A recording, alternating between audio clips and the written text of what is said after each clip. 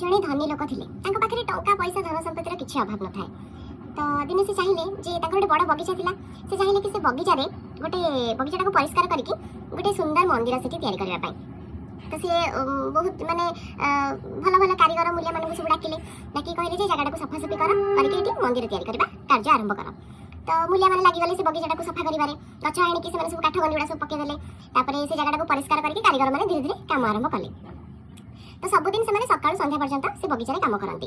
जो संध्या हो जाए तो से घर को पलांती। दिने कौन होना दले मांकड़ आसिक से बगीचा पहुँचले। ये सब देखिकी मांकड़ मानकर तो प्रकृति आप जानते भंगा रुजा टणा अटरा रंपा सब सब बहुत एक्टिव से माने।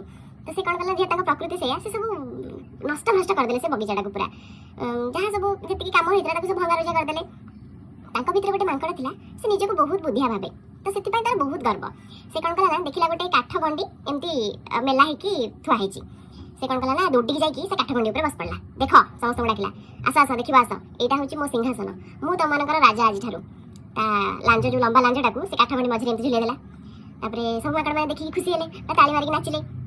से तौक जो अनेला देखला से काठ गंडा जो मेला होगी अच्छी भितर गोटे शाबल पशिची।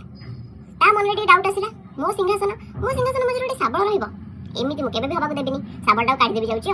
तो से कौन कला ना शाबलटा को बाहर करदेला जमी बाहर कर लांजटा से काठ गंडी मध्य चापीगला कहीं काठ गंडा जो मेला होता बंद होगा।